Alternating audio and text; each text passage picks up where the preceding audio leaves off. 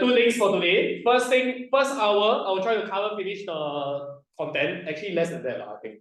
Then afterwards, the remaining lesson, we're going to do tutorial questions, but it's not enough. Tutorial questions later, I'll give you homework, and I'll tell you what is required. There'll be quite a bit of homework. Okay, and what to expect next week. I don't want to go into the next chapter next week yet. Next week, we have a little concept, kind of checkpoint revision lesson. Okay, I think that one will be good. We'll kind of pause for a little bit and look back at what we've done so far. Okay, but anyways, okay guys, turn over to page 53. We're going to start from there. Before we talk about what we're going to discuss today, last lesson I discussed intermolecular forces of attractions. The first thing that I told you guys is that it's not the same as covalent bonds are. Intermolecular forces are responsible for what? Can you all remember? We study intermolecular forces to explain physical properties. Okay, very good. So anyways, guys, today our physical property that I think is very interesting, okay, is the idea of solubility. Okay, last lesson we discussed melting points and boiling points. That one's like okay, you know. Okay, but now we got solubility. Later I'll show you the framework of answering such questions. Okay, so next we also took a look at 3 different types of intermolecular forces. Can you all tell me all the 3 types from weakest to strongest? What's the weakest one? Okay, show me the short form, don't you tell me the whole thing. Okay, good. ID attractions. Okay, before we move on, okay, ID attractions are present in what kind of molecules? Non-polar, but it's also present in all simple molecules, right? Okay, but non-polar only have ID. Okay, so let me just put here first, non-polar, but just take note, it's present in everything, all simple molecules. After that, what do we have? Okay, good. PDPD. Okay, so PDPD attractions are present in polar molecules. Great. Okay, so guys, polar molecules, do they only have PDPD? No, okay, just take note, there's ID as well.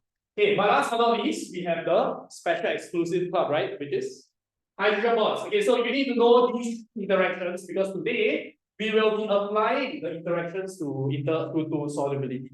Okay, hydrogen bonds are for what kind of molecules?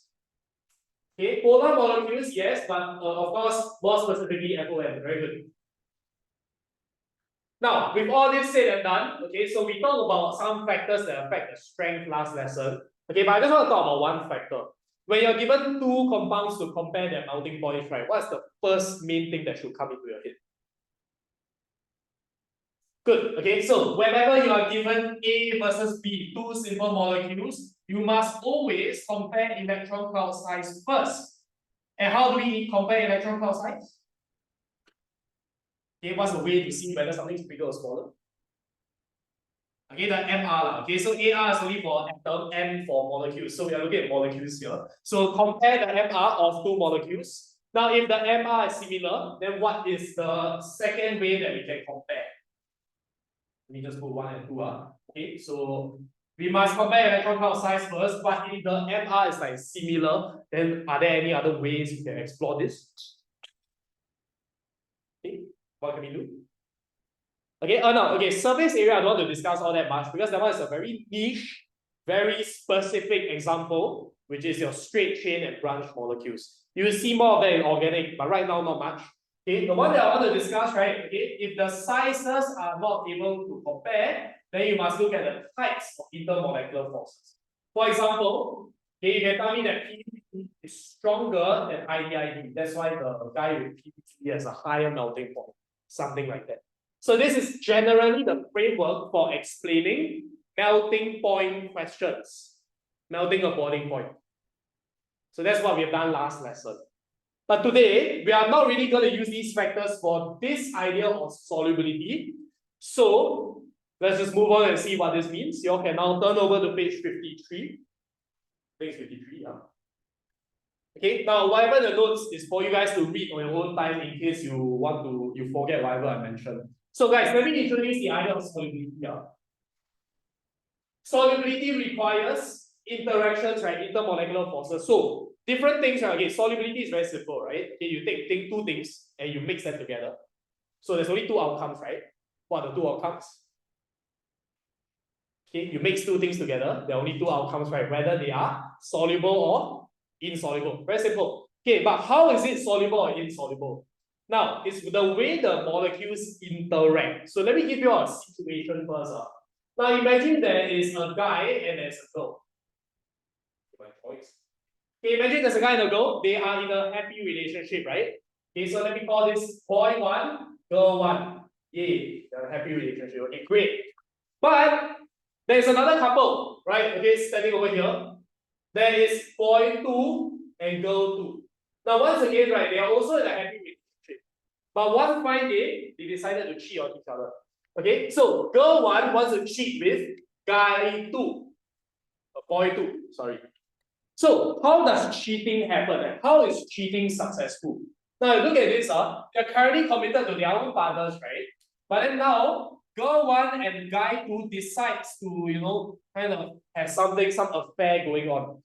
Now, when cheating is successful, it means that the girl likes boy 2 more than their current partner, right?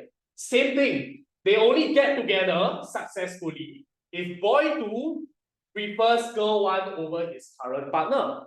So when their attractions with each other are stronger than their attractions with their current partners, then they will successfully get together. Can you see that? That is when they will break apart with their current partners.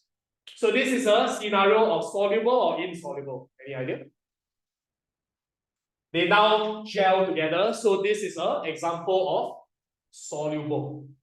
That's how molecules work, guys. Okay, the guy and the girl in this scenario, right, I want you all to think of two separate molecules.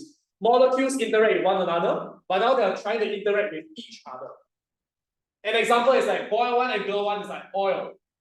Boy 2 and girl 2 is like water. Now, some of you guys know that oil and water do not mix. How does this happen?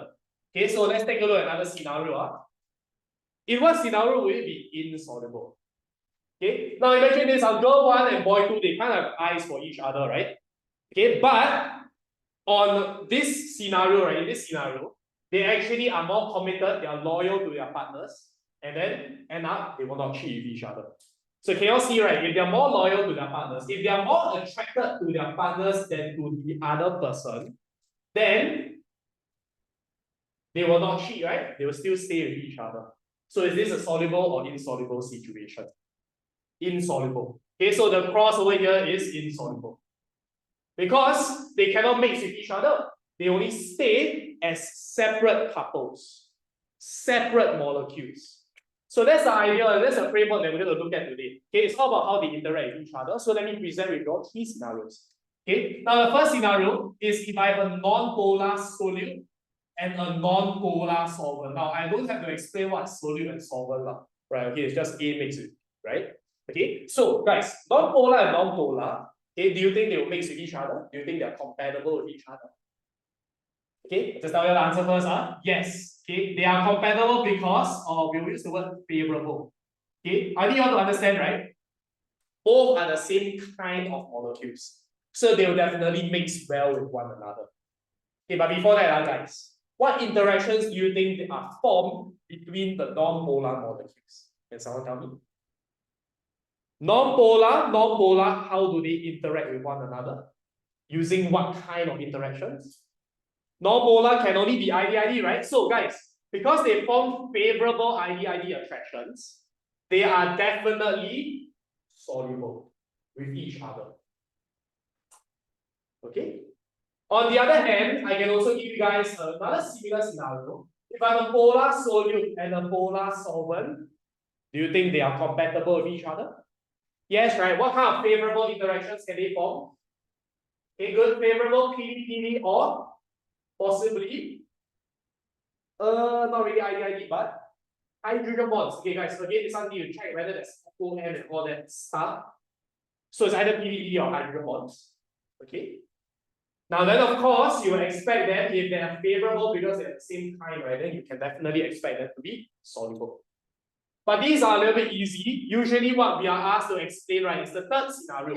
The third scenario is where a non-polar solute mixed with a polar solvent. Guys, do you think they are compatible with each other? Do you think they like each other? Can you form favorable interactions?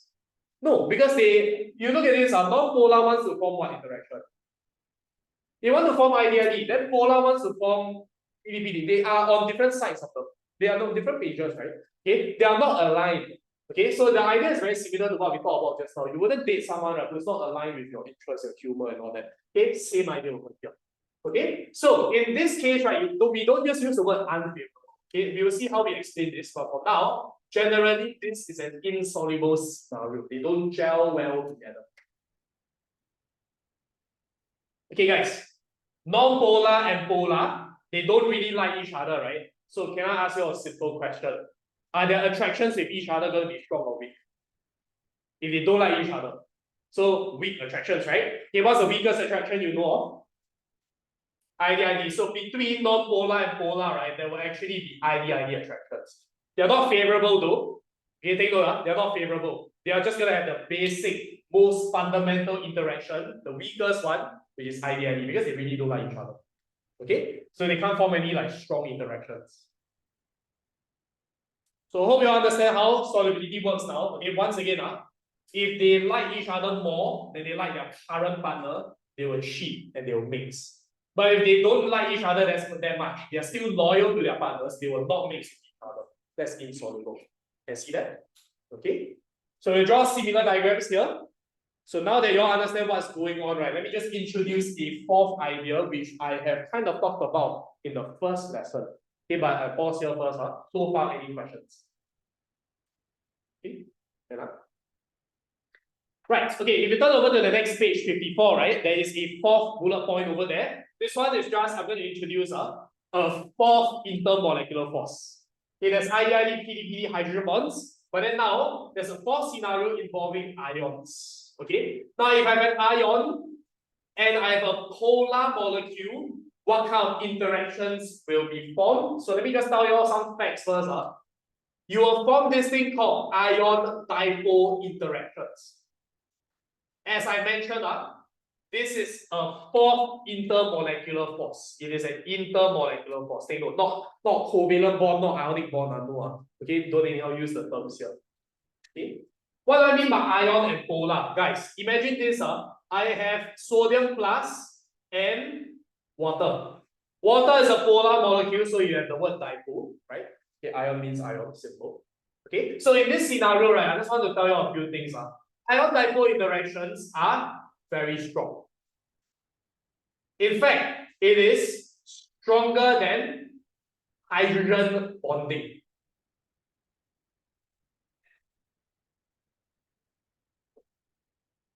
Okay, now I need you all to ask yourself.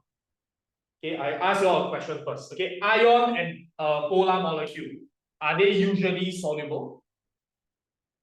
You see this? The interactions with one another are very strong. So are they soluble? Yes, right. Okay, if they're very strong, they will cheat on their own partners and get together. That is a soluble situation. So generally speaking, if you form a very strong interaction like ion dipole, that's the reason why ionic compounds are mostly soluble. Okay, so you can write down, this explains why most ionic compounds are soluble. In water, sorry, in water. Okay, let's just specify here. We are mostly talking about water in this scenario. Okay. I can give you an example. Instead of Na+, right, I can show you NaCl. Guys, NaCl is soluble based on common knowledge. So table salt, right? You can dissolve salt, right? Okay, yeah. So the reason behind that, right, is because you form very strong ion dipole interactions. And so far, we have to try some questions. Okay, so later on you'll understand all this already. Then we'll try some questions immediately. Okay, the box at the bottom of page 54, they ask you to draw ion dipole interactions. Okay, this one, let's get it done and over with. This one not too important. The hydrogen bonding diagram that I went through last lesson was a lot more important. Okay, but here, ion dipole, how it works is this. Okay, so you see, NaCl you dissolve in water. Okay, let's just draw water first. Okay, how do you know that water is a polar molecule? Is there anything that I need to draw on this water molecule here? Okay, the partial charges, so O has a what? Partial minus, H has a partial plus, right? Okay, good. Okay, you all think about it yourself. Okay, your NaCl, Na is going to go attract to which? Na plus. Does it attract to H or attract to O? Okay, good, right? Okay, Na is Na plus, so plus must subtract to the minus, right? Okay, so that's very simple. All you need to do is this. The O, right? You just draw these interactions with Na plus. How about the Cl minus? Where do you go? Cl minus is to the H one, right? Right? Okay, plus and minus. So once again, Cl minus with H. Now, if you all recall, right, hydrogen bonding diagram requires you to draw the lone pair of O. Here don't need, please don't draw lone pair here. No lone pair here, okay, because that lone pair is only for hydrogen bonding, so don't just keep fingers go and draw inside. But please take note, guys. Okay, go and label your ion dipole interactions. You want label one, you want to label both, also can up to you. Okay. We'll come back to ion dipole in a few chapters time. Okay, like 2 more chapters time. Okay, but for now, just know it is actually one level above hydrogen bonds. So to summarize, ID, PD, hydrogen bonds, then ion dipole. Okay? All good so far. Now, with that said, right, okay, let's try a question. Now, if you look at page 55, right, okay, there's this framework over there, but you look at it now, you'll probably be like, what is going on? Okay, so let me just show you guys how to answer the question first. Okay, look at the bottom of the page. Now, I did tell you guys in the first lesson, yes, most ionic compounds are soluble, but one of them that's not soluble is Al2O3. So, can you look at this question here? Okay, can ignore the top half, I'll just explain everything. Okay? So guys, take a look. I'm going to now draw a more appropriate diagram here that showcases the idea more. Okay. Al2O3 is insoluble. Now guys, highlight the word insoluble. Okay. You are usually not asked to predict whether it's soluble or not. Remember, I told you guys that they will give you the data and your job is to find a reason for that data. Okay. They tell you it's insoluble, you make sure you find the correct explanation that it's insoluble. So let's draw a diagram. Okay, so take a look. I need you all to draw this diagram for the first few times you all do this. Al2O3 has its own interactions with Al2O3, right? Okay, but then there's also water. Water has its own interactions with another water. Okay, this diagram they won't mark it's for you to visualize first. Okay, so now they are separate, right? They are happy as a couple and as a couple. But then now they decide to cheat on each other. Okay, Al2O3 has eyes for water. Now, is the cheating successful in this question? No, they say it's not, right? It's insoluble. Why? Why is it not? Guys, can you just tell me the idea? The red color interaction, is it stronger or weaker than the purple interaction? Weaker. That's why they don't cheat, right? If they don't cheat, that means they stick to each other. Make sense? Okay, so how do you answer this question? You understand the logic first. Okay, the answering I can slowly work on it. Okay, now understand it first. Okay, our job here is to identify all these purple and red color interactions. Let's start off with the easy ones. Can someone tell me purple color? What's this interaction called?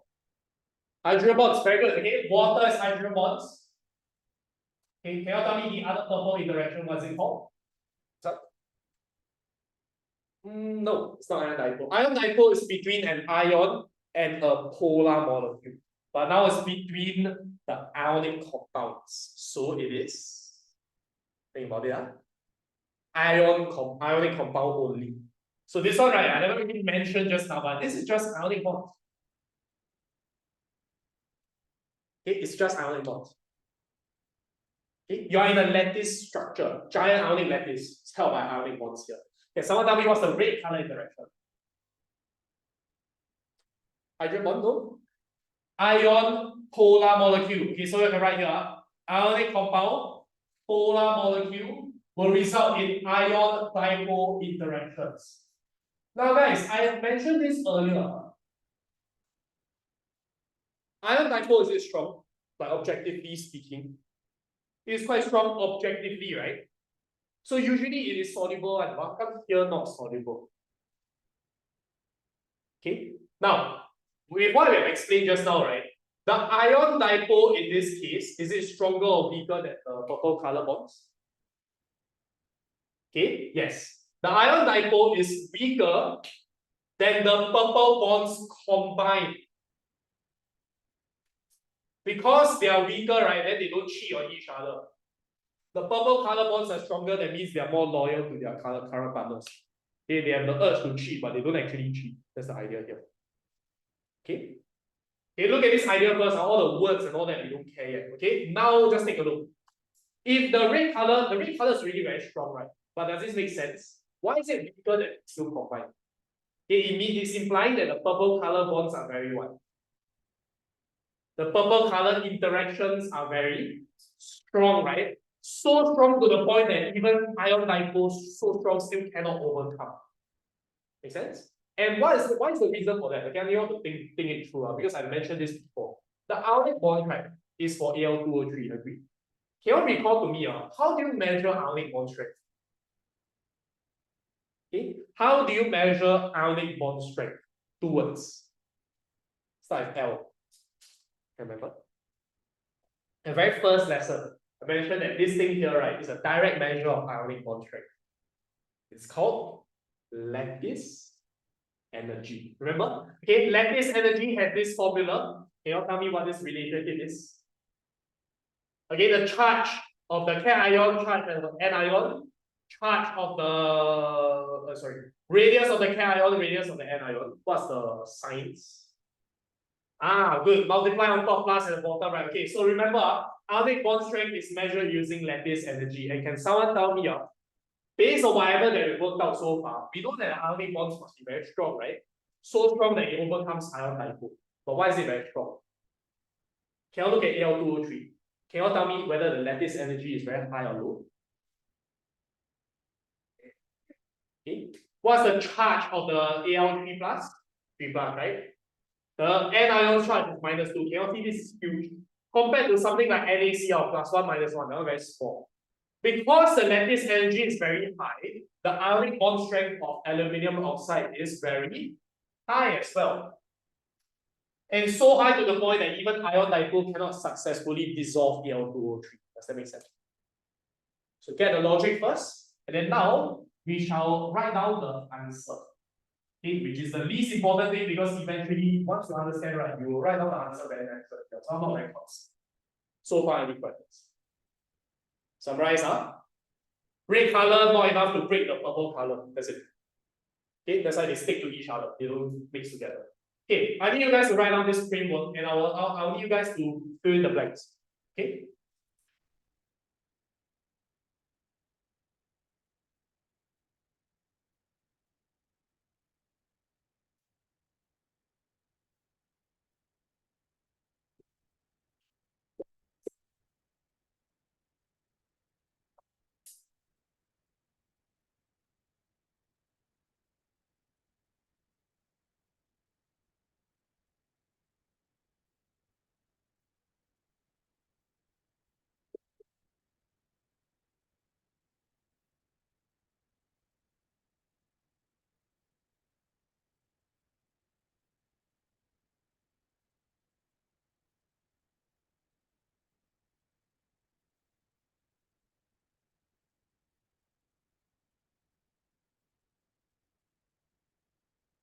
That is your full answer.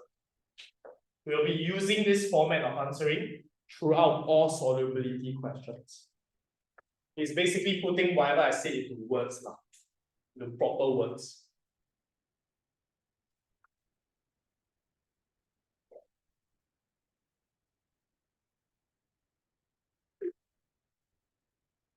Yeah, underline the word insufficient because you guys wouldn't know what the word is here yet. So I'll tell you all first. Yeah, blanks I already told you guys the answer, so you should know what to fill in.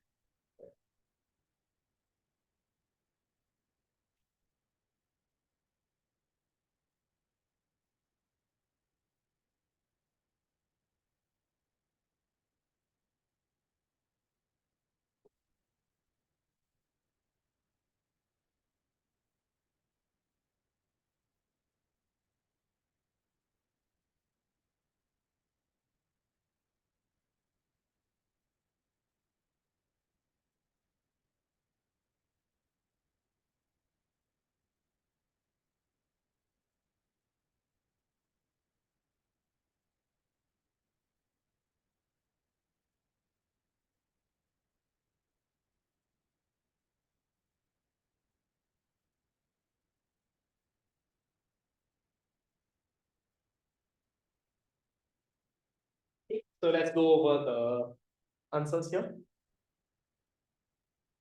Okay, so you notice the words that I use. I don't just say ion dipole is weaker than ionic bonds and hydrogen bonds. Okay, because here it's all about energy. Okay, the whole idea is about energy. And you actually release energy when you form interactions, when you form bonds. Okay, I will talk about it. Oh, voice crack. Okay, I will talk about this again in a future chapter called energetics, which is tested for your mid-years. So 2 chapters later, we will understand the idea of energy. When you form bonds, right, or you form interactions, you will release energy. On the other hand, I think this is a lot more obvious, guys. When you want to break bonds, right, you require energy. Make sense? Either you break bonds or you break interactions. You require energy. It's opposites. See that? Okay, so we use this term from now on. Energy released from the what? What's the first blank here? Okay, good. Okay, you know this is between Al2O3 and water. So the diagram really helps. Okay, if you do this without the diagram, you're gonna struggle a little bit. Okay, so energy released from the ion dipole again is we're gonna use this term called insufficient to compensate. It's just the way they want you to phrase this. That's why I say it's not very important. Okay, you understand what it means, Karen. Okay, it's not enough to compensate for the energy required to overcome the what. What are we trying to break over here? Okay, can you see we're trying to break the purple color bonds? Okay, so it's insufficient to blah, blah, blah, ionic bonds in Al2O3 and the hydrogen bonds in water. Good. So all I'm going to go through with you guys, right, is how to come up with this diagram first. Then the answering, right, it's all the same. Okay, then. Any questions you want to ask for solubility? Okay, if you understand how this works, again, all the questions from now on will be pretty easy. Again, the only thing you need to study, right, is the different scenarios and the way you answer this. So can you all look at the first question? Okay, on page 56, we have 2 scenarios to explain already. So come, let's draw in this diagram, same as.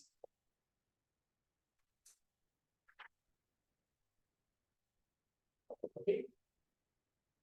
Right, okay, so the first scenario is that I2 is soluble in CCl4 but not soluble in water. So we have 2 things to consider here. I2 and CCl4. Okay, so I2 and I2 were together.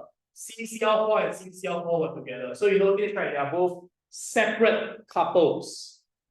But then now they decide they might want to cheat on each other. So they try things out. Okay, talking stages. They are like, hey, maybe I can cheat on my wife. Okay, so the next idea is I2 and I2. So I2 is kind of like a player. Okay, now he wants to mix with water. Okay, so wow, this guy. Okay, so anyways, you notice that there are 2 scenarios here. Again, I like to color code my things. Okay, if you like the color code, I suggest you do that also. Okay, so it's always the red interaction versus the purple interaction. Purple interaction is your current love for your current partner. Red color is you are testing new waters, right? Okay, do you want to get together with this new person, your mistress, okay, or whatever, your sugar daddy? Okay, so anyways, okay, you take a look at I2 and CCl4 first. Again, now guys, they tell you the answer. It is soluble. Can you see that? Okay, so you all tell me in advance first, are we working from the back? If this is a soluble situation, which interaction is stronger, red or purple? Red. Here, they say it's insoluble. Which interaction is stronger? Purple. Can see already, right? Okay, good. Okay, so now our only job here is to answer the question. Okay, red color, what's the interaction here? Okay, in order to identify the interaction, you must identify the type of molecule first, right? I2 is a what kind of molecule? Oh, polar. It's non-polar because I and I is no difference, right? Okay, so this is a non-polar molecule and CCl4 is a very special scenario. Try to remember. CCl4 is what kind? Okay, so remember, CCl4 is also non-polar because I talked about this in the previous lesson.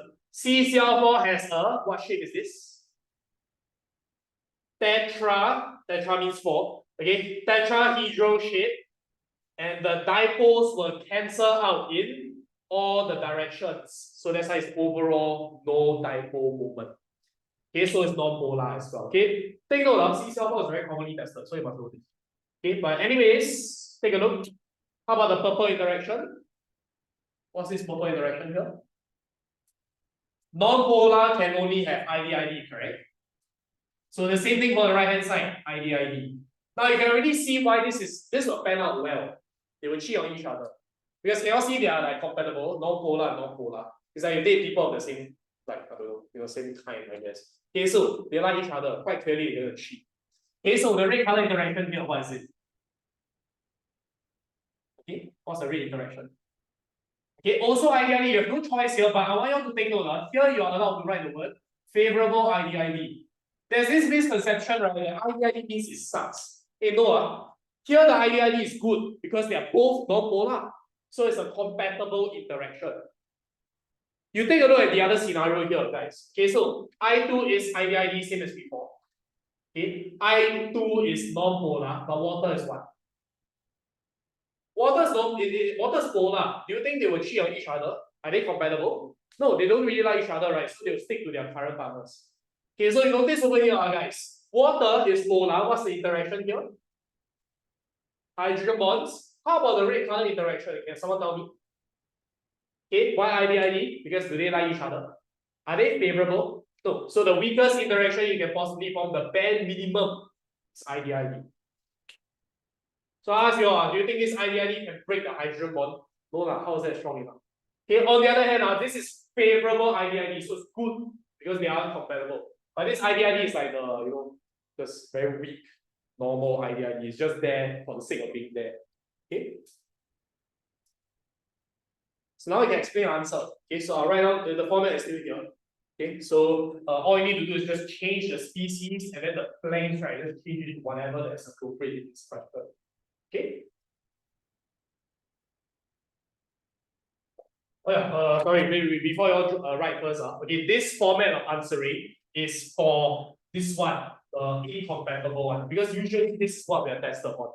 This one over here, right, is very straightforward. You want to write this one, this version for here, right, can also, but we can actually save time for writing this. So let me show you guys how to write the easy scenario. You can tell me this, I2 and CCl4 are both, so the idea of compatibility is there, they're both non-polar molecules, and hence, they will form favorable ID interactions with each other. Okay.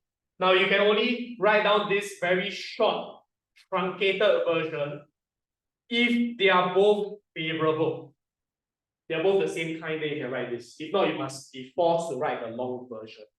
Okay, they're not both non-polar, they will form favorable ID attractions, thus I2 and CCl4 are miscible. Or you can just say soluble.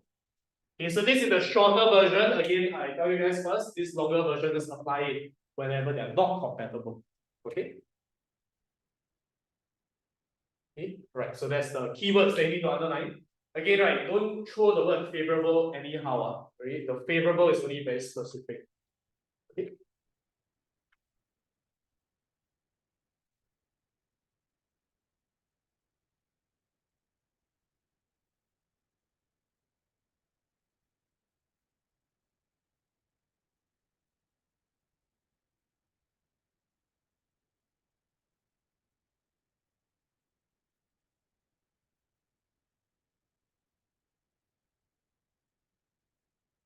Hey, we have to do all the questions here because if not, you wouldn't really get used to the answering format.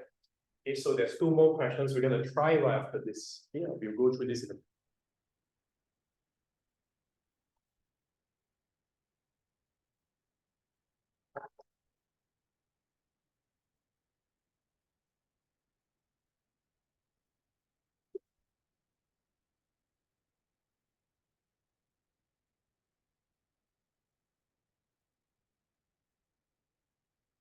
for this sleepy weather. I will not sleep.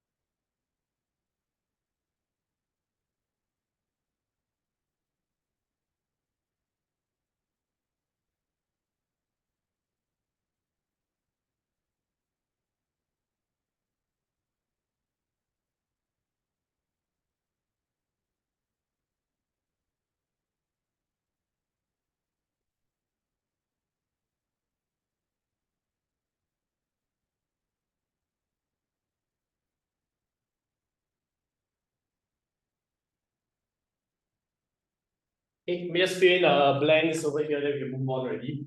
Okay, so energy released from the ID attractions between I2 and water. What's the blank over here? Okay, here will be insufficient to compensate for the energy required to overcome the ID and hydrogen bonds. Okay, so that's it. It's very, very long-winded, but unfortunately, that's what we need to write. Okay, both are fine, honestly. They are pretty interchangeable. Attractions, interactions, up to you.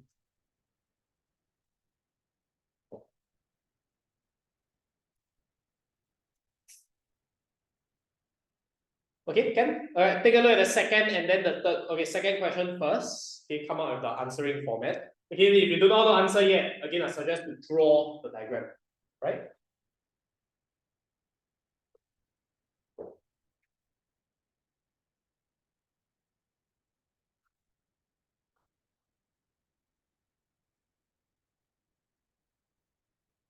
It is one of the rare cases where we need to predict whether it is soluble or not. But usually, if they ask you to predict, that means it's very obvious.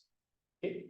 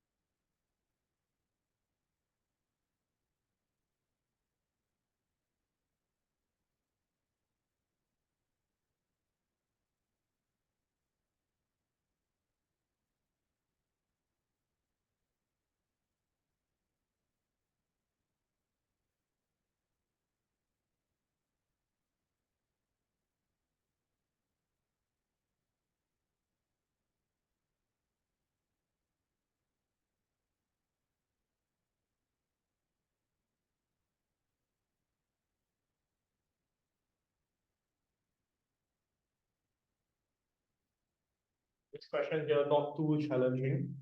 What I really am concerned with is question 3.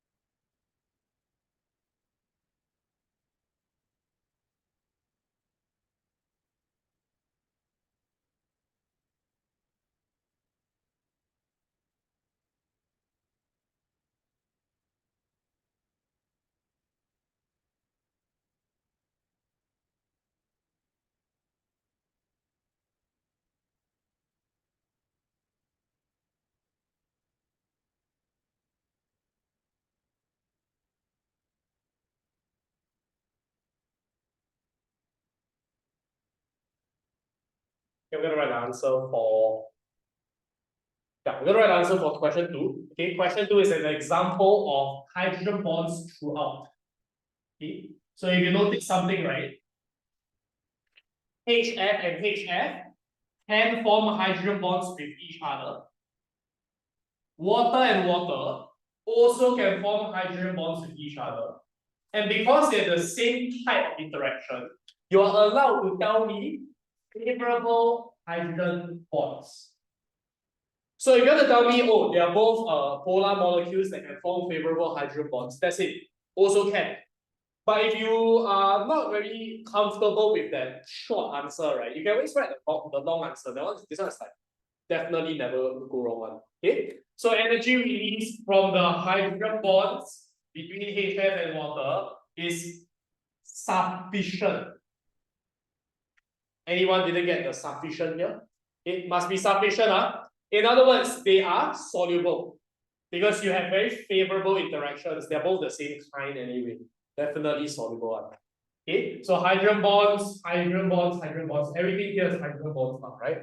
Okay, so don't need to fill out the rest. Okay, just know it's sufficient to compensate. Okay, any issues over here?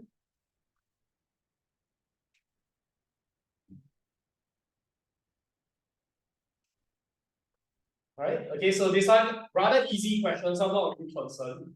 It's question 3. I want to see you guys do it. Right? Okay, hydrogen bond, hydrogen bond.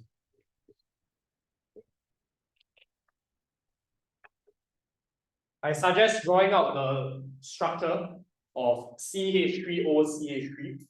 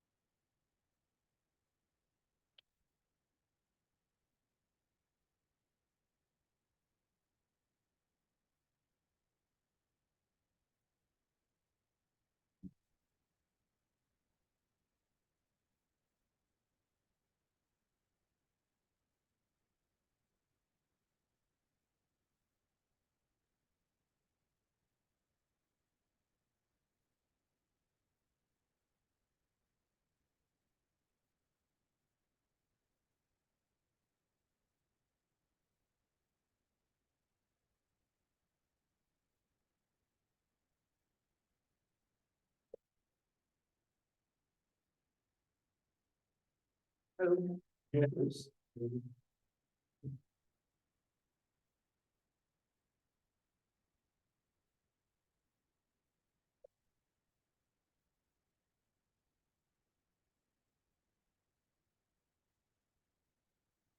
Okay, your interactions here are very a little bit trickier.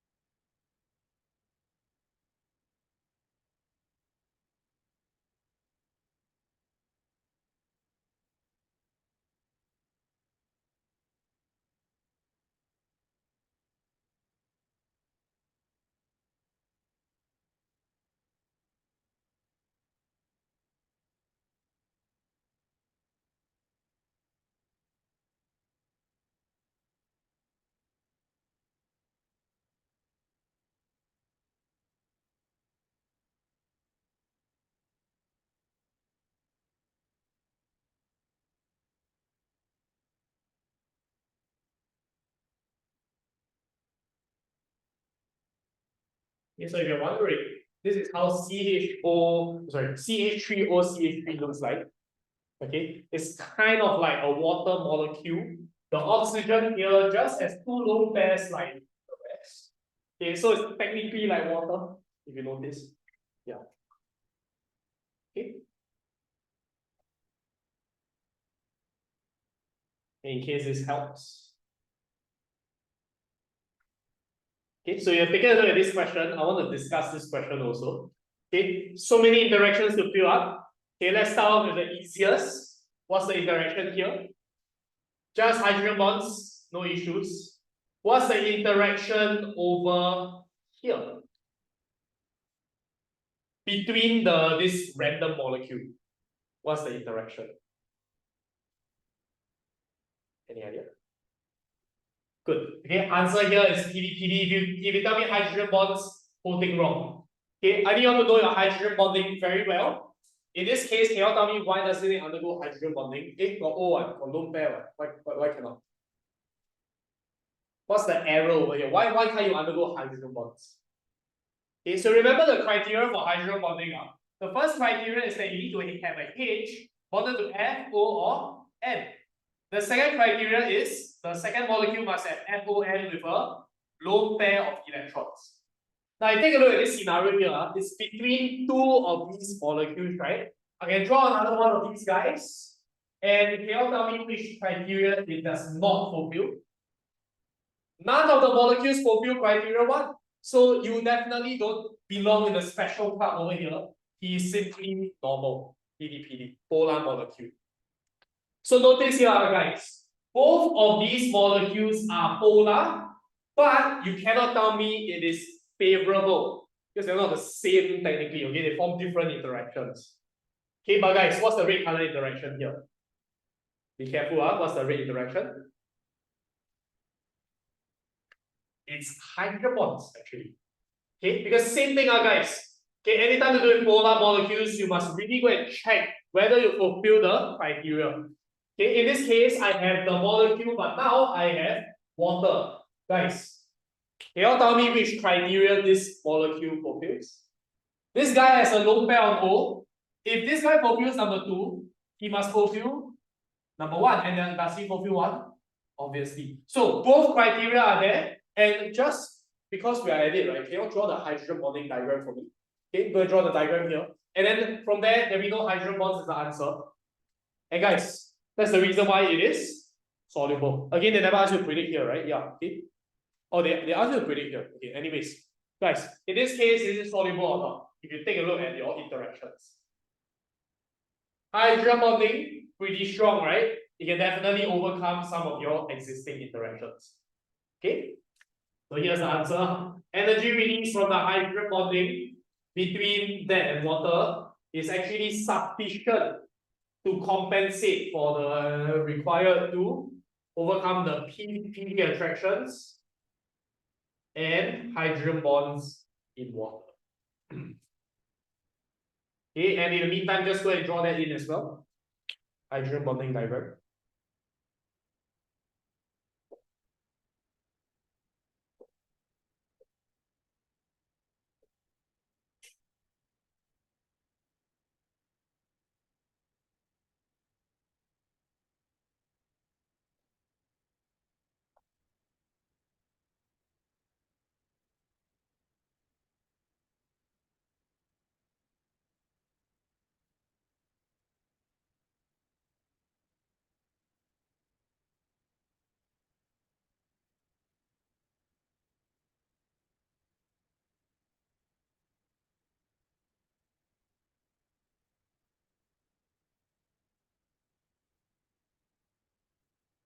Right, so let's take a look at your diagram.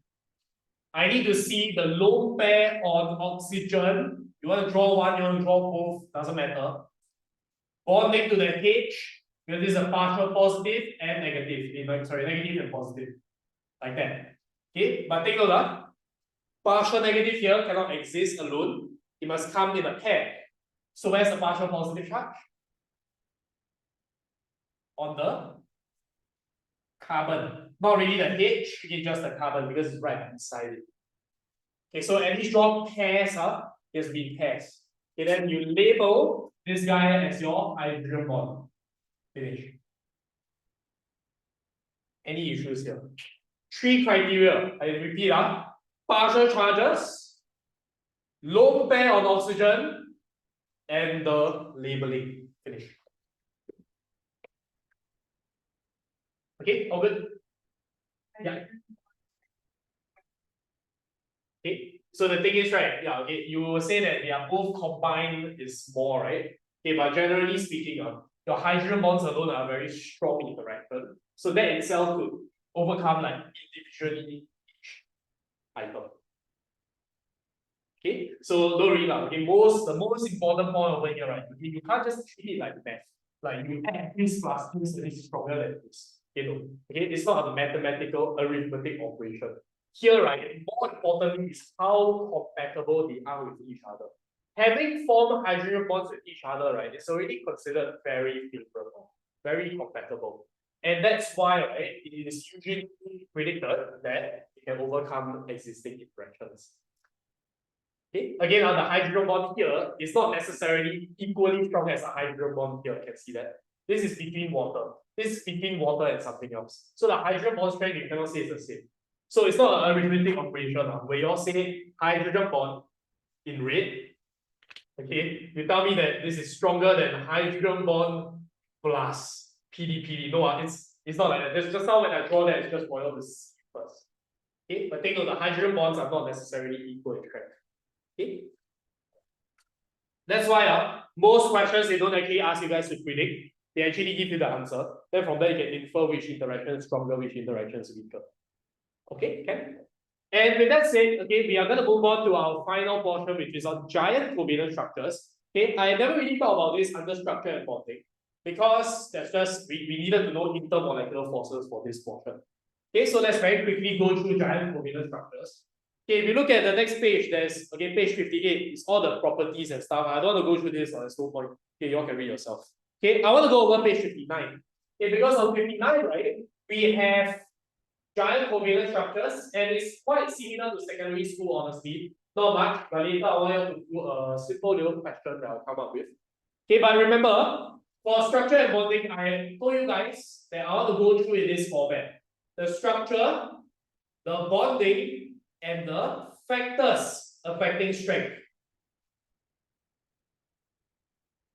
Okay, 3 things that you need to fulfill for every single class of compounds.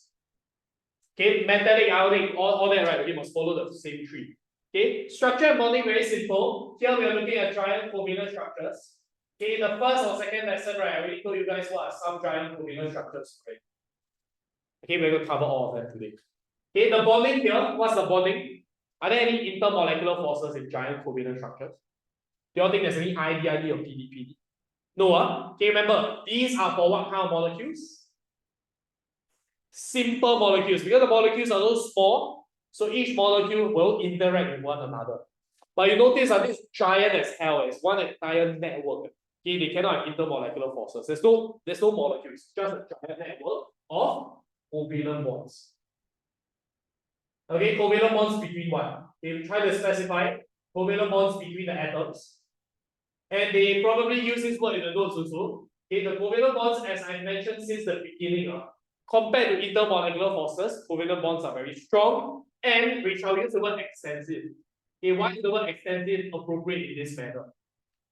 Okay, because guys, giant covalent, you can imagine the atoms are bonded in a freaking gigantic network of covalent bonds. That's why it is very extensive, very widespread, basically. Okay?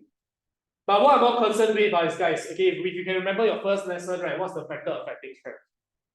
What's the factor affecting covalent bond strength? What do we need to discuss? Okay? Now, guys, how do covalent bonds form again? What happened to the orbitals? Overlap, okay, always remember, covalent bonds are formed by overlapping orbitals. So the strength of a covalent bond depends on how much the orbitals overlap. If the orbitals overlap more, is it stronger or weaker? Stronger. And conversely, you overlap less, obviously it's weaker, right? So guys, the factor affecting strength is basically how much the orbitals overlap. Now I want to talk about this once again.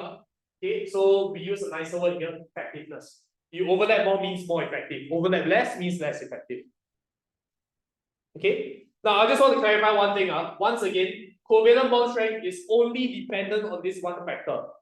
Why I need to mention this is because some students tell me polar bonds are stronger.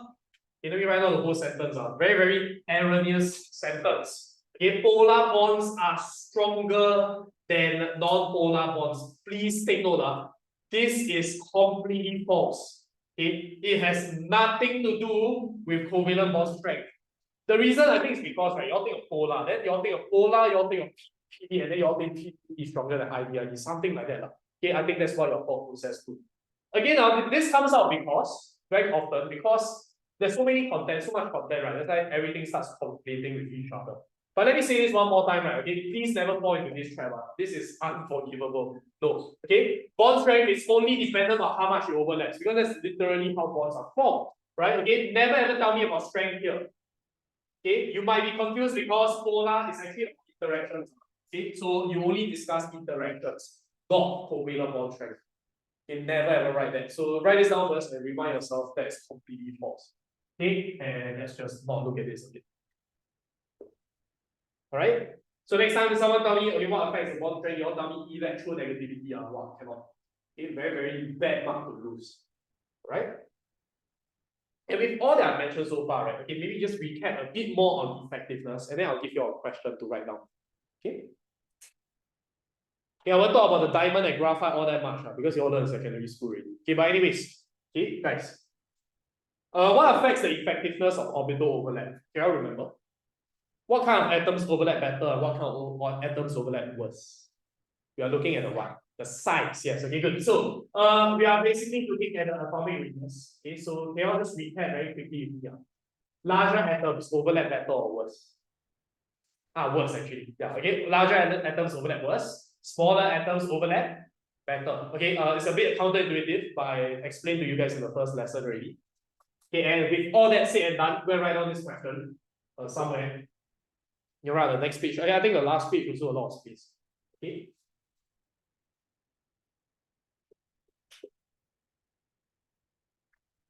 Okay, let's write the whole thing.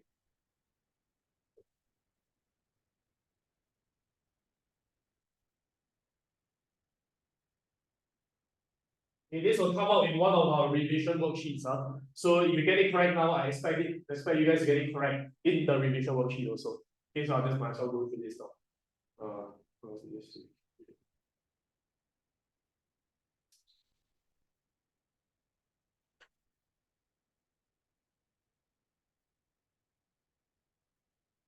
Okay, this will be a 2-mark question.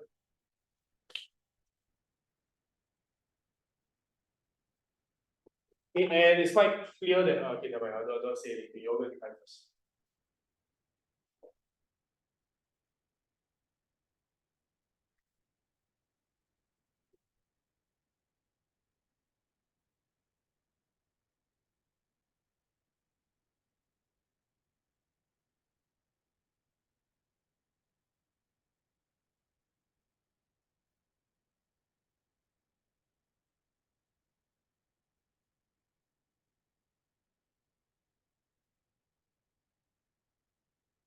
About 3 minutes to try this question. Okay, sometimes this one they can even go up to 3 marks, but never mind. 2 marks.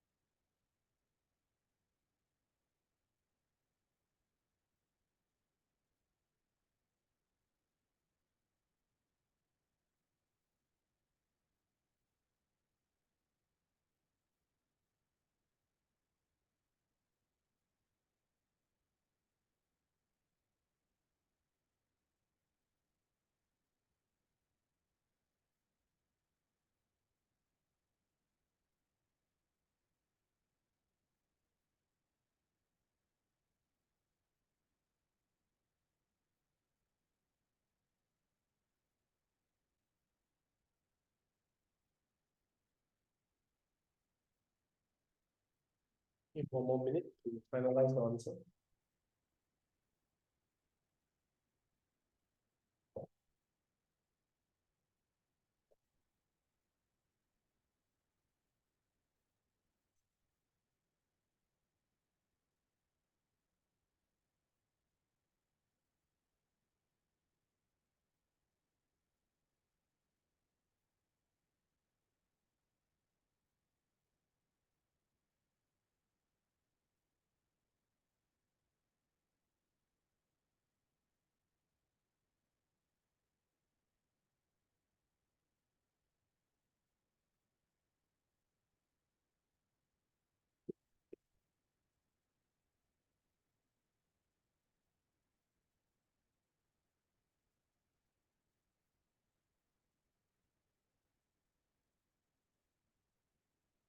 Okay. Right. Okay, come let's take a look at the question. So you will see this phrase a lot with reference to structure and bonding. When they ask for this, right, you literally just need to tell me what's the structure and bonding of the compounds, and that's your 1 mark. Your second mark comes in by telling me who has the higher melting point. And can you all see, higher melting point, basically, we just need to look at the factors. So it's literally the same format as whatever we have explained earlier. Okay, so you just tell me structure and bonding first. Even if you don't know the answer, you just tell me this, you can get at least 1 mark. Okay, so the structure in this case is what? What are their structures? Any idea? Okay, so both of them are giant molecular, or you can tell me giant covalent structures. Okay, silicon is not a metal, I think. Okay, they are both giant covalent structures. Then you must tell me held together by strong, or you can even tell me strong and extensive covalent bonds. You want to say between the atoms also can? Right, anyways, so structure and bonding, done, 1 mark. Now guys, these kind of questions must secure at least 1 mark, because it's not difficult to identify this. What's difficult is the second mark. Okay, the factor affecting the strength. Okay, it's quite clear in this case. The only thing we need to be concerned with is the bond strength. The higher the bond strength, the higher the melting point. How do you compare the bond strength? Now guys, you must first identify what's the covalent bond in question. Can you tell me, SiO2, what's the covalent bond? If you make a guess. It's just SiO, right? Yeah, that's it. What's the covalent bond in Si? Si and Si, that's it, right? Okay, so take a look at these two bonds. We are supposed to discuss which bond is stronger. Who is stronger? Okay, who is stronger? Okay, so an easier question will tell you who has the higher melting point. Then you can figure out who is stronger yourself. But I purposely made it harder. You need to predict yourself because you need to see who has the higher bond strength. Okay, guys. The stronger bond has a more effective orbital overlap. And to discuss this, we need to look at the size. So look at the size. Oxygen versus silicon, right? You can ignore the first half. So how? Oxygen is bigger or smaller than silicon? Okay. It's actually smaller. Oxygen is smaller than silicon. Again, if you don't know, right, just go and check your data booklet. The whole page of atomic radius is all there for you. Okay, so O is actually smaller than silicon, which means this bond is stronger because it has more effective orbital overlap. That's all you need to mention. So the factor here is a bit harder to secure the answer. Okay, you must tell me O has a smaller atomic radius than silicon. Now, as a result, SiO bond has a less effective orbital overlap, more effective orbital overlap than silicon.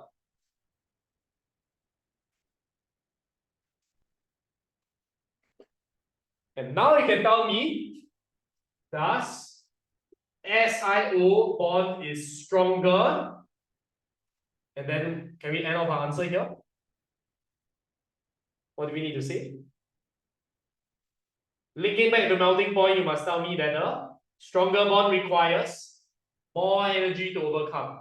Now notice I've already written a lot, so I'm trying to keep my answer a bit more concise towards the end.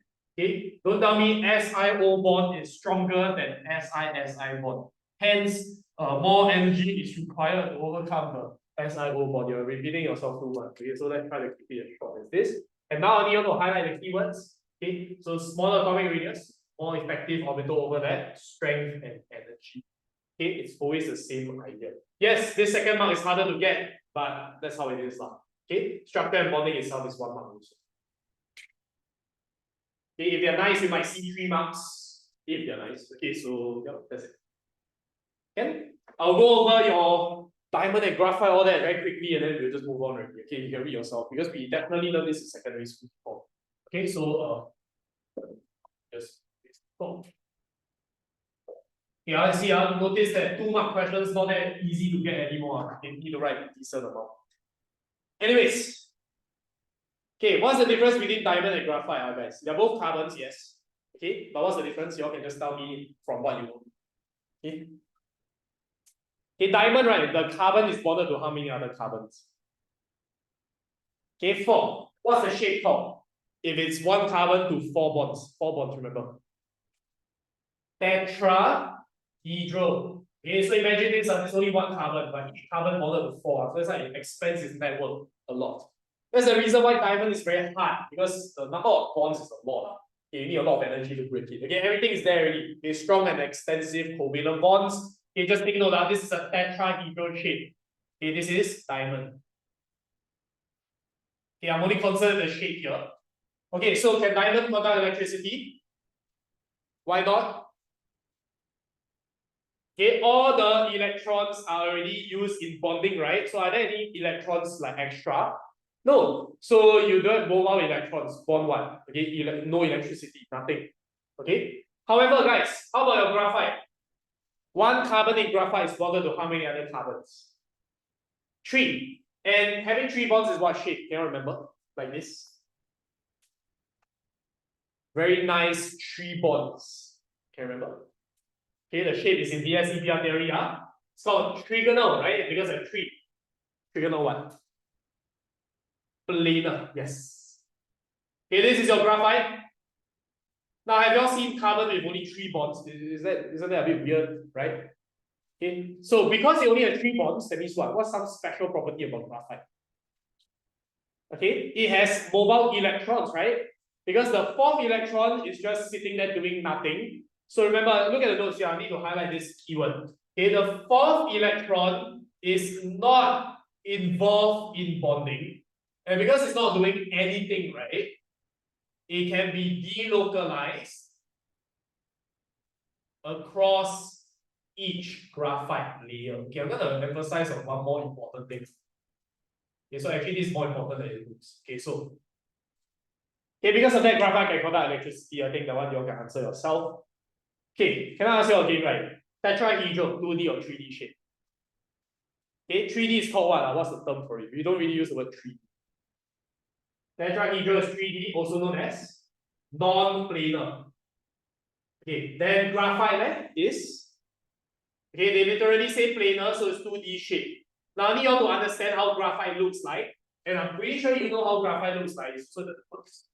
Okay, you will see very 2D layers of carbon atoms in graphite. Okay, so how graphite looks like is that you have flat layers of carbon atoms, flat because it's 2D, and it's just on top of each other. That's how graphite looks like. You can see that. Okay, and I need you all to look at this keyword. The electron, the 4th electron from each carbon is delocalized across each layer, not across the layers. Please take note. I used to make this mistake when I was a student last time. Okay, this is not correct. I didn't realize only when I started teaching that I realized that this is actually wrong. Okay, there's no way the electron can fly to the other layer. That's not possible. Okay, so guys, it's delocalized across each layer only. You cannot fly up. That's it. So your wording must be very careful. Take note. Okay, and what is holding these layers in place? If there's nothing holding them in place, they're just going to fly around, right? What's holding them in place? What are these? Intermolecular forces. You can see that specifically, which intermolecular force? Good. Okay, because carbon is just carbon, right? It is non-polar. You can't have any special interaction. It's all ID-ID interactions. In secondary school, you all learn the van der Waals forces holding the graphite layers together. Now we use ID-ID attractions. So guys, ID-ID, weak or strong generally? Okay, pretty weak, right? So usually if the interaction very weak, what does that mean about the layers? What can they do? Are they rigidly held in place, like cannot move one? No, they can easily slide across each other. That's why graphite is used as a what? A pencil. So yeah, pencil lead, yes, that's why you write a bit of break, right? Okay, very annoying, right? Okay, but guys, okay, take note. Okay, I don't want to learn the answer yet. Okay, weak ID-ID attractions, that means the layers can easily slide across one another. Okay, and because of that, okay, so can I ask your graphite, right? Is it very smooth or is it very hard? Smooth, right? Okay, that's why it's actually used as a, let me just tell you, lubricant. Okay, I know you never see really like liquid graphite before, okay, but in machinery and all that, right? Okay, they actually use graphite. Don't really need to know that, okay, but anyways, yeah. Okay, so this one actually answers the question on, I think, the next page. So that one y'all can write yourself. Okay, I'm not really concerned with this. Not too important of a question anyway. Any issues y'all have for me? Okay, so I think that's pretty much it. Just know the shapes. Okay, anything else is all learned in secondary school already. Yeah, that's it. All good? Can Okay, maybe one more question is, do you think graphite has a high boiling point or low melting point? High melting point or low melting point? Yeah, don't need ask lah. A diamond high or low melting point? Obviously high as hell, right? Okay, but then how about graphite? Okay, I'm not saying graphite compared to diamond, I'm saying graphite itself. Okay, if I'm not wrong, graphite's boiling point, sorry, melting point is like 3000 plus degrees Celsius. It's also very high. Now, because that I also had this perception last time that ideally weak, right? So wow, okay, very low melting point. But no, okay, because naturally, right? Ultimately, the layers are made out of strong covalent bonds, and you still need to break them. Okay, so graphite still has quite a high boiling point. You can go and search it on. Might as well. I'm just gonna search it right now. Okay, so graphite's melting point is. Oh my gosh, I'm sorry, it's even higher than that. Okay, 3600 degrees Celsius. Okay, so 3600. As you can clearly see, it's not lower, right? Okay, so very high as well. Okay, don't get the wrong idea here. Okay. Never ever tell me graphite has a low boiling point because of the weak ID attractions between the layers. Okay, that was wrong. Okay, it is after all a giant covalent structure, still depends on the covalent bond strength, which is inside all these layers. Okay, enough. And with that said, congratulations, we have finally finished chem bonding. Oh my god. That was a lot. Yes. Okay, and yeah, 5 lessons of chem bonding. Okay, again, let's take a short 5-minute break. Then later we'll start with the tutorial questions. Okay, we won't be able to do all tutorial questions today. Okay, but I'm gonna pick out notable ones. All right, take a break first. Okay.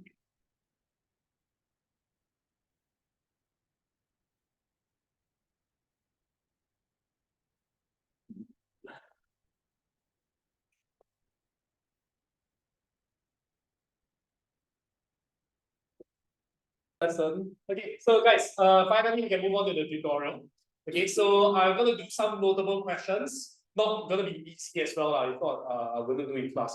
Okay, let's start with question 4. Some warm up first. Level 1, question 4. We start with some dot and cross. Later we go on to the explanation questions. Okay, so look at question 4 and yeah, give you guys a few minutes to try. Okay, they're asking for shapes and all that, so you kind of need to know your shapes well. We will do a few of these questions today. Right, so give it a try. Okay, I'll give you guys 5 minutes to try this. So by 5:50.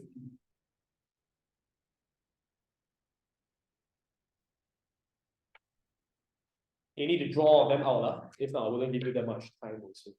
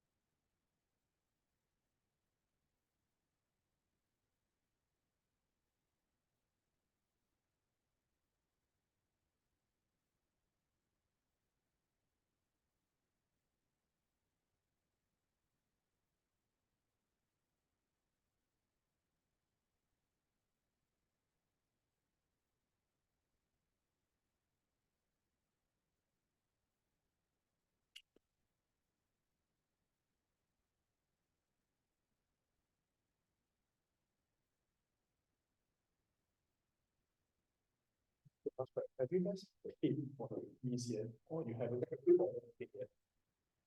You paid last month already. Or I think it's 3 of you guys only.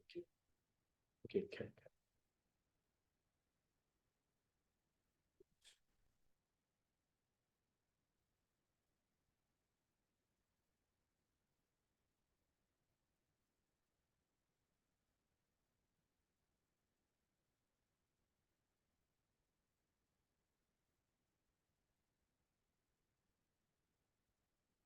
Wait, 2 more minutes left.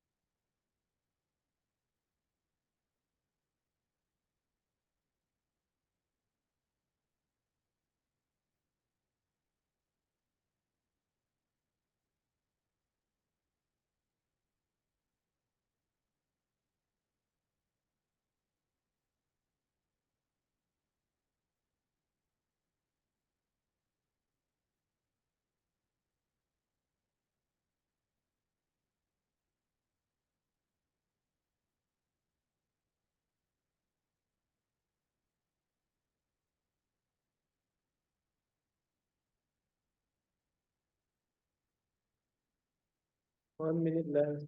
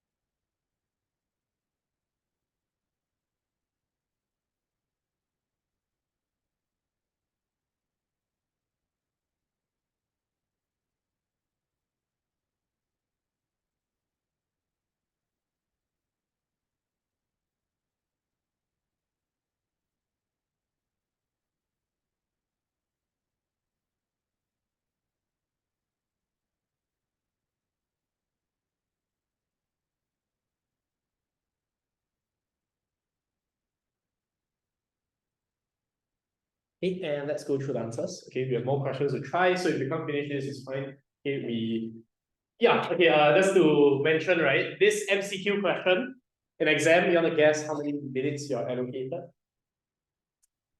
Oh, okay, that's a bit too much. 2 minutes. Okay, 2 minutes for every MCQ question. So you can already see questions like this, eventually you need to master the pace.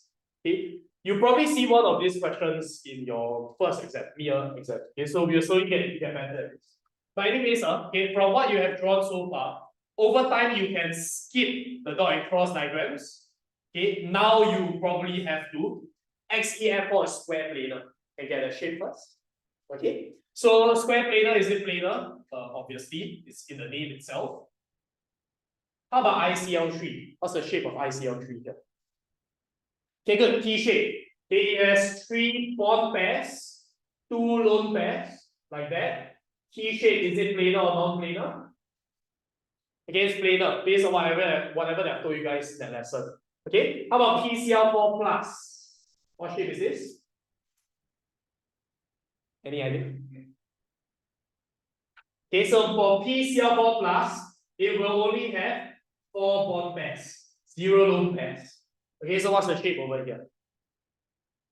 Okay, good, tetrahedral. Now, if you guys have any struggles with drawing the dot and cross, please raise it up to me. If not, I'm just gonna assume that you guys know how to draw it. Okay, if not, don't be afraid to ask me. Okay, tetrahedral, is it planar or non-planar? Now remember, this is the first ever non-planar shape that I taught you guys, right? It is the one with the tripod stand at the bottom. Okay, the tripod stand is 3-dimensional. Okay, and because of that, this is the answer. Non-planar answer is ECl4 plus. Okay, but for the sake of this practice, right? Okay, how do we don't draw C2Cl4? Okay, now in this kind of atoms, right? There are like this kind of molecules, there are multiple central atoms. And in such scenarios, right, you just need to look at one central atom. Okay, so take note. Okay, in this case, right, okay, when you all draw the dot and cross, I'm sure you all have positioned the carbons in the center, and then you have very nicely distributed the chlorine atoms around it, two each, right? It's a very nice even number over here. Can see that? Okay, so we try to draw the dot and cross for this first. Chlorine are considered the side atoms. Now you have two centers. How do we draw? How many bonds are there on chlorine? Chlorine can form how many bonds? One bond, right? Okay, so instantly just draw one bond for every single chlorine with carbon, and then you fill in the rest of the dot and cross diagram for chlorine. Your job right now is to finish up your carbons in the center. You have two central atoms, so this might be a bit tricky.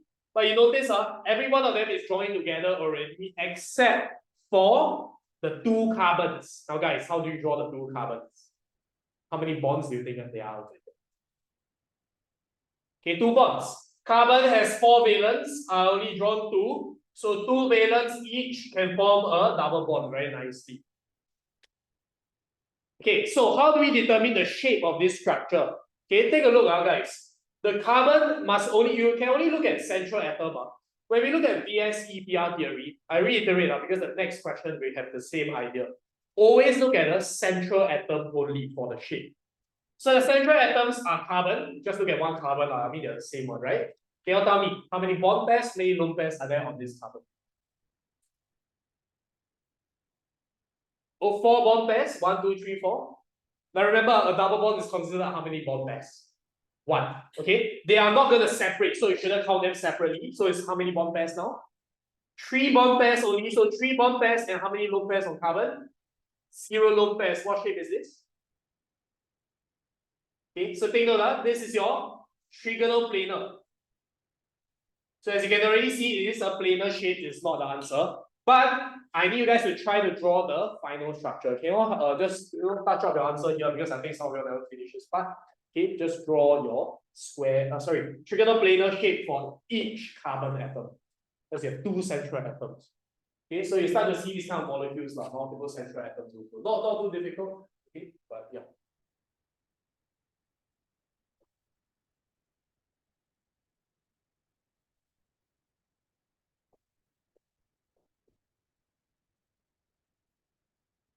Okay, any issues?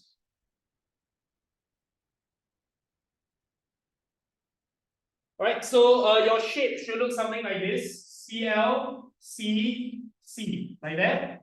So I kind of bend it in this way, and then you can look something like this also.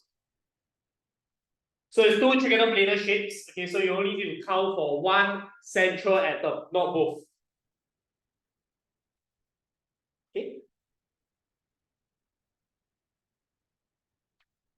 All good.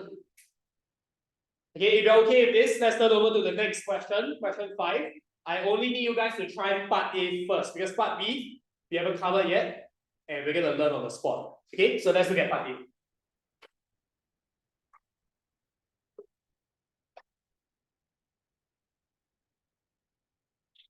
They're asking for shapes again, and for shapes, you still need to draw them out. Basically, the same process as what we have done for the earlier question.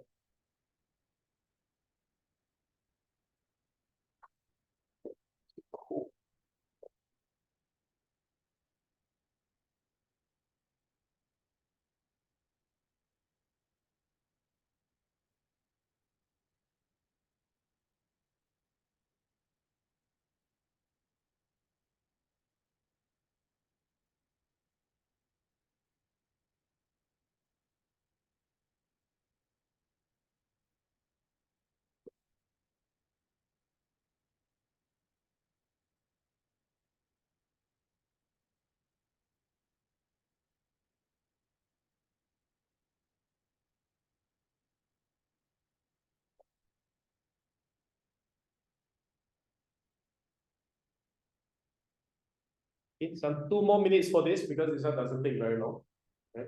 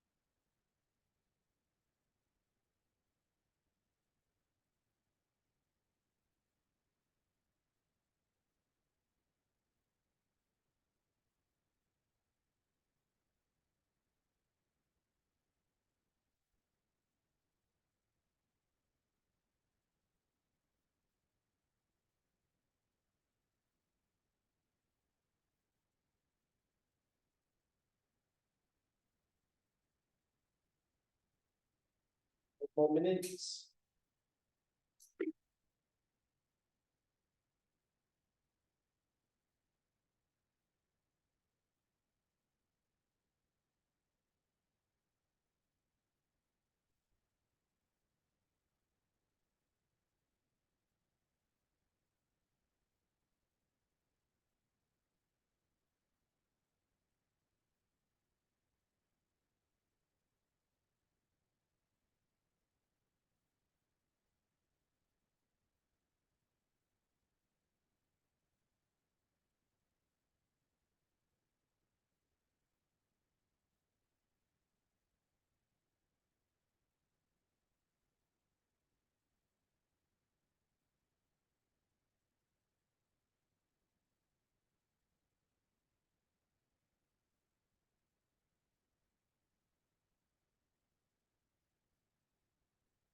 Okay, come, let's go over the answer here.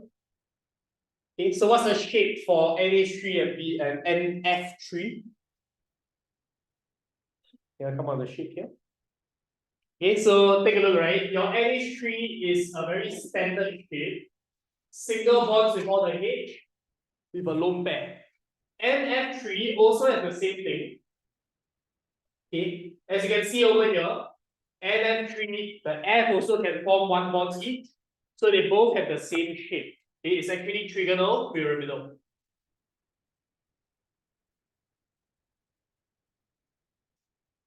Any issues with this?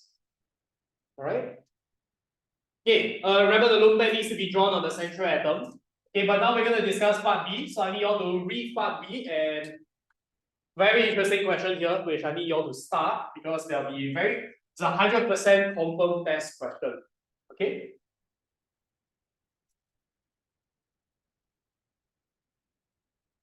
Okay, so based on whatever they have just told us, guys, let's take a look. Now, guys, trigonal pyramidal, what shape did we learn? Sorry, what's the bond angle that we learned, right, for trigonal pyramidal? Okay, it's 107, right? So, okay, that looks normal for ammonia, but for NF3 it's smaller. Our job is to discuss why it is smaller than what we normally expect. Now, this is a weird question, right? Because if they have the same shape, by right, they should have the same bond angle, all right? So this is one of those very interesting scenarios, and I think you want to write this down. This question type is same shape, but different bond angle. Okay, you will encounter this question type quite commonly, and the only explanation to this problem is electronegativity. Okay, or electronegativity difference. This is the only way that we can explain such question types. So I need you all to think in terms of electronegativity from now on. I'm going to draw a diagram, and I want to reiterate one more point first before I actually touch on this. Do remember, we are on the topic of VSEPR theory. And because we are determining shapes and bond angles and all that, VSEPR theory is for which atom? Central or side or both? What's the focus over here to determine the shapes? Like you count the bond pairs and lone pairs, right? It's for all the central atoms, right? Okay, it's never ever for the side atom. So in the definition, right, electron pairs arrange themselves around the central atom as far apart as possible to minimize repulsions, right? So take note, here our focus is on the central atom, okay, and let's see how this works now. Okay, if you look at NH3, right, can you all tell me, right, which atom is more electronegative? N. N is more electronegative than H. So can you all see, right? The electrons are actually a lot closer to N than to H. So I'm just going to zoom in. This is how it technically looks like. I'm going to show you all a pictorial representation. But if you look at NF3, who is actually more electronegative here? Okay, F. So can you all see, right? In NF3, the electrons are way closer to F. Because remember FON and all that. Now again, guys, my focus here is on the central atom. Don't care about the size, don't care about anything else. Okay, here, what do you notice? The bond pairs around the central atom in ammonia are way closer, whereas here is way further. Can you see that first? or because of electronegativity difference. Meaning to say, guys, this already is happening.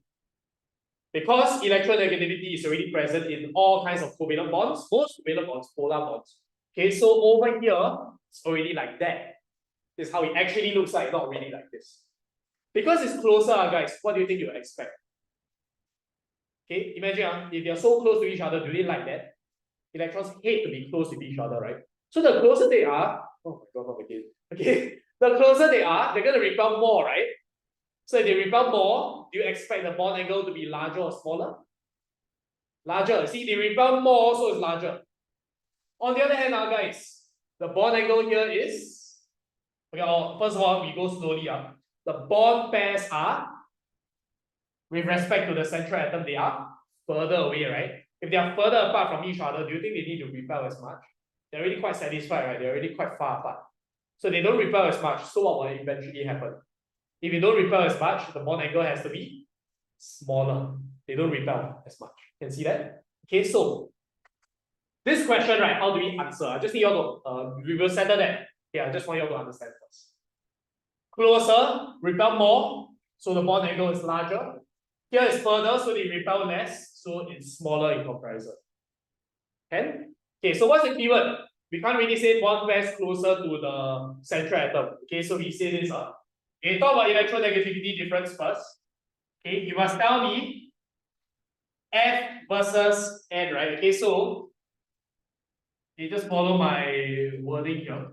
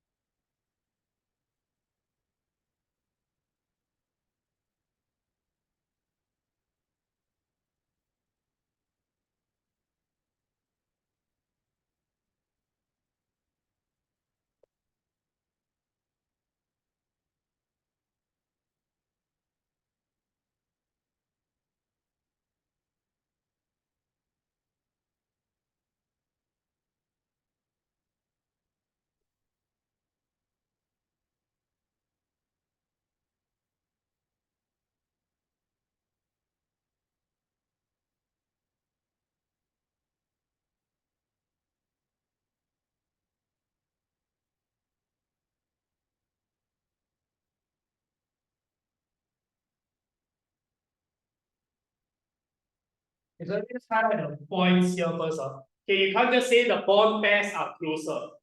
Okay, that one I think not very accurate. I think some people have gotten away with it before. But we try to improve our answer. It's electron density of bond pair. Okay, I keep mentioning it's closer to the central atom. Here is further from the central atom.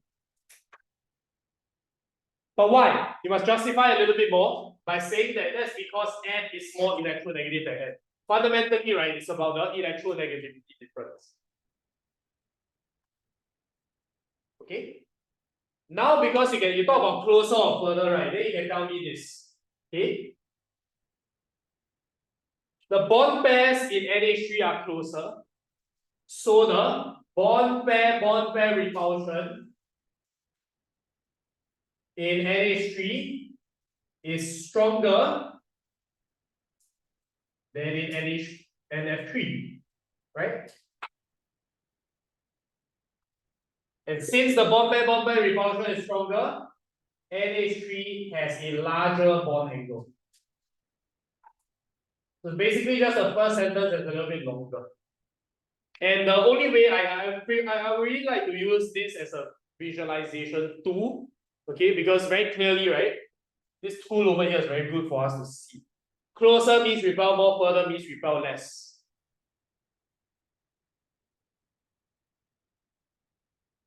Okay. Now you must talk about bond pair repulsions. It is not really a point in talking about lone pair repulsions here. Just take note. Electronegativity difference affects bond pair. It doesn't affect the lone pair. Lone pair is just there on the central atom, right? And because it's bond pairs, we discuss bond pair repulsion. Just take note. So you don't have to consider the lone pairs. Okay, why I have to mention this is because certain answer keys do consider the lone pairs, but I feel that one is just unnecessarily making things complicated. Okay, bond pairs you can see repel more or repel less. Very simple. Okay. And it's always about the central atom. So these are the takeaways up here. This is more important. Okay, all this is just we can work on. Okay, we have more questions to tackle this, to practice this. Okay, okay. All right. Okay, we'll do something similar in a bit. Right? Okay, I want to do maybe two more questions before we get end off for today. Okay, I'll now try question 6.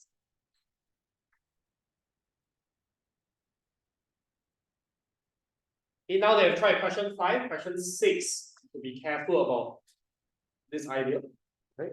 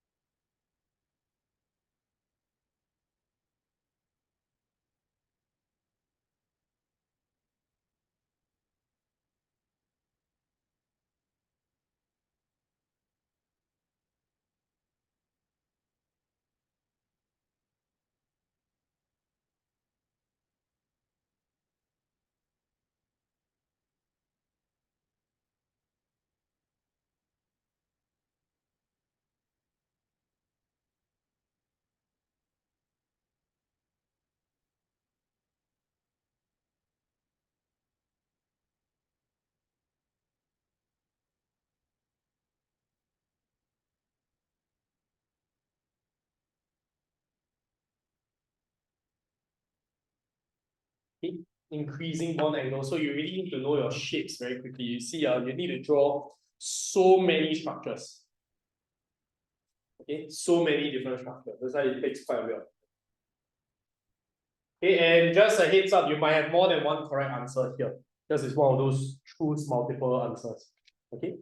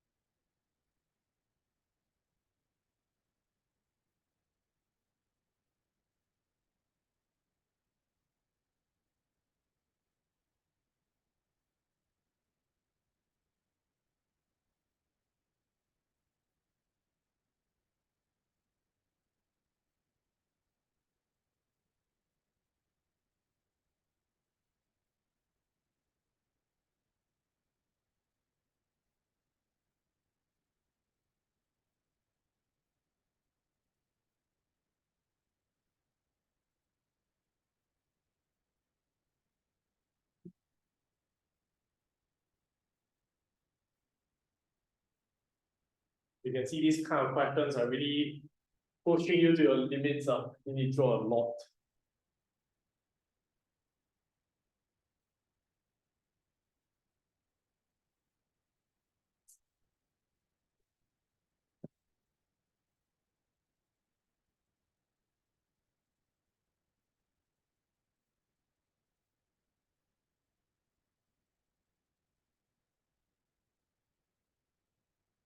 Raining non-stop.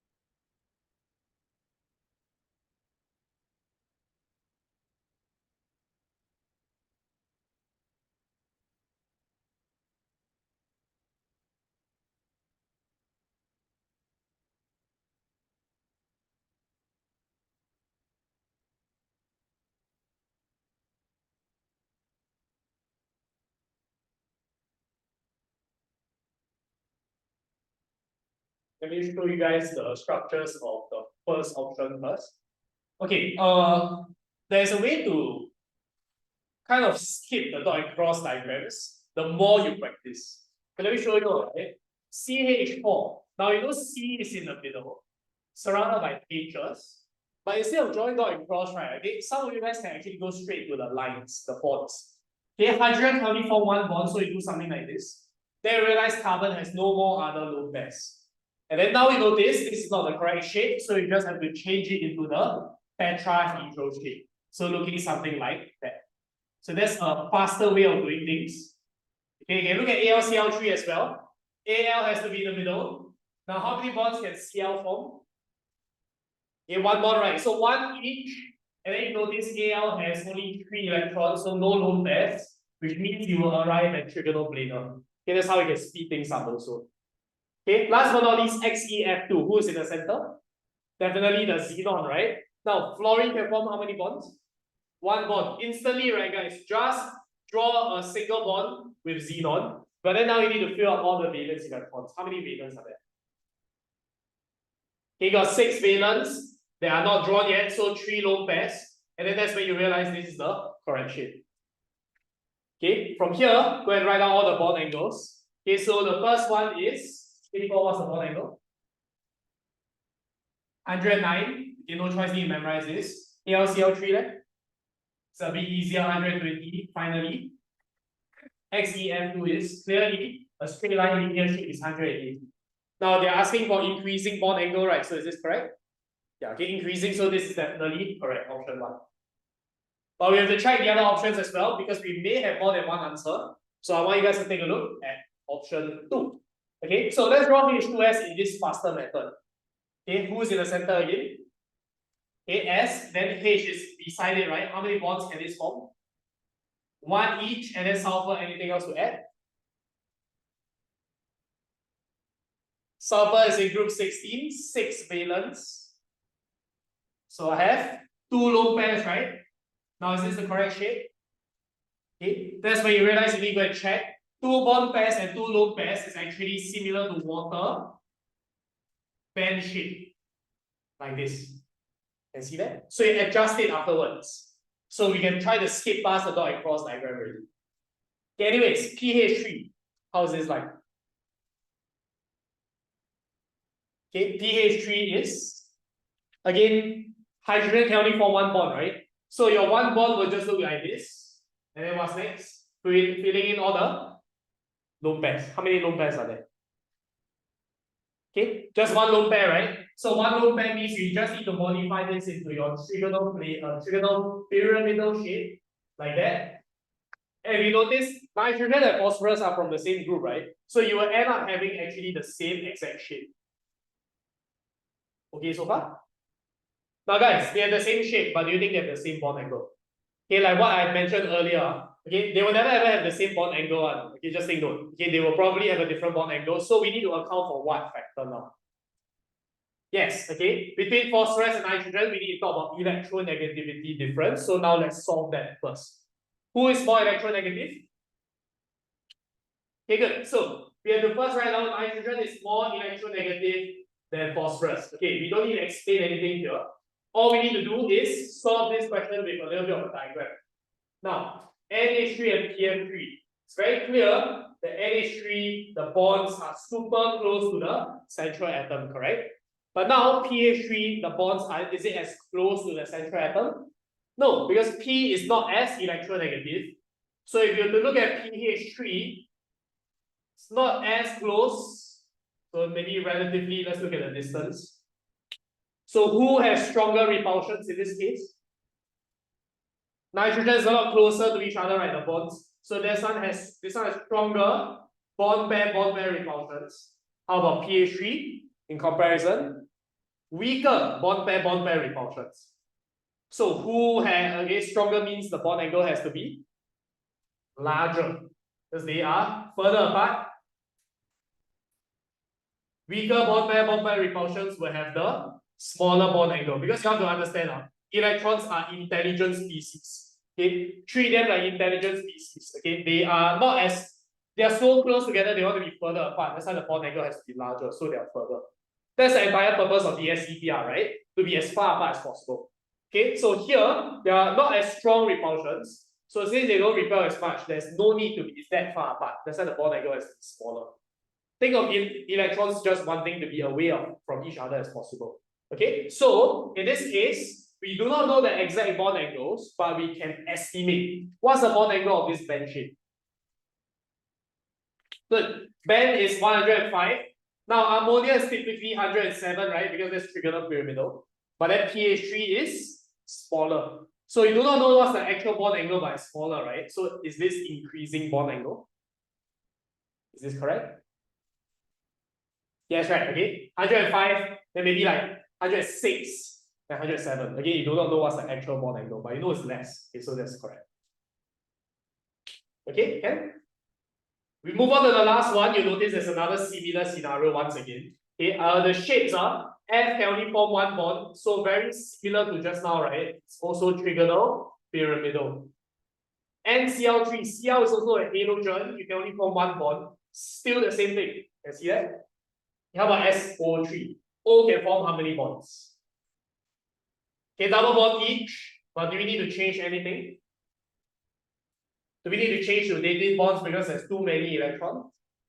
No, because sulfur can hold more than 8. Make sense? So in this case, what's the shape now that we have changed this up?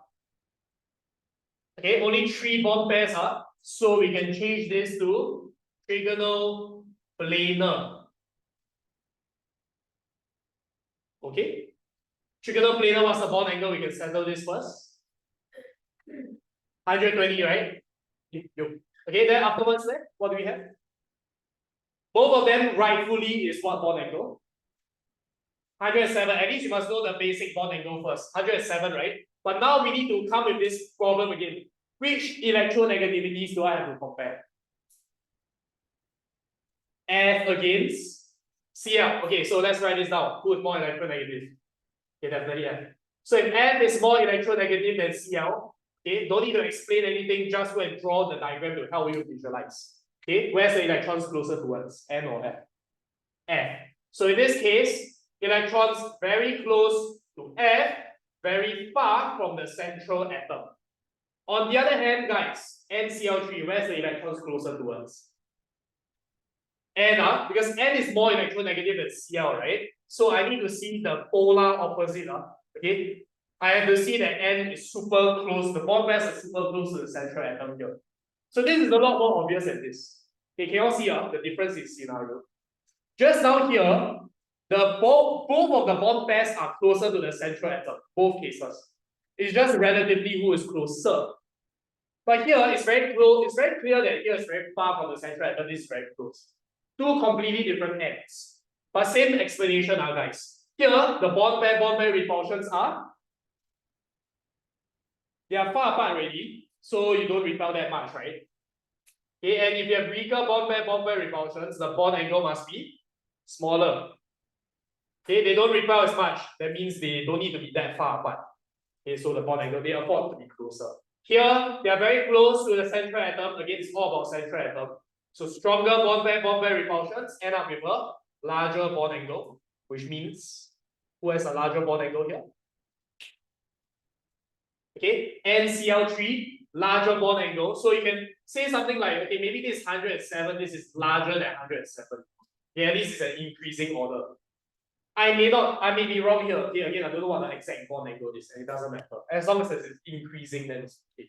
And this is correct as well, as you can clearly see. So all three answers are correct. See, you're expected to do this in 2 minutes in exam. But again, chem bonding, that's why now, okay, you're not expected to do it in 2 minutes. But the prelims, late into J2, yes, 2 minutes. Okay, how do we achieve 2 minutes? It's because I know some of the shapes. By then, you will know what CH4 looks like. Okay, even obscure ones like XEF2, right? You can solve very quickly. Okay, AlCl3 you will know also. A lot of these shapes are, in fact, you will know by then by memory, muscle memory. Okay, so yeah, this is good practice. But anyways, guys, that's all we have for today. This is the homework that I need you guys to do. Okay, I want to impose the deadline because I want quality work. Okay, so I don't like rushing people to do work. But I do need you guys to eventually submit it. Okay, then I have to mark your answers. Okay, try not to look at the answers. Okay, I need to mark your answers here. Okay, but for my J2 students, it's a bit different. Okay, in case you're wondering. My J2 students, I let them do homework, right? And then because there's answer key, I let them mark themselves. Okay, because by then you're more used to it, right? Okay, then if you don't know anything, even looking at the answer key, then you will ask me. But J1s though, you are not there yet. Okay, I need to mark your answers. Okay. No matter how long you take, I don't care. You take 1 month to do, I don't care, as long as you submit it at the end. Okay, I don't impose deadlines. Okay, all these questions. Question 6 is only part C, because again, I don't give you guys too much work also. Yeah. Okay, if not, yeah, that's about it for today. Okay.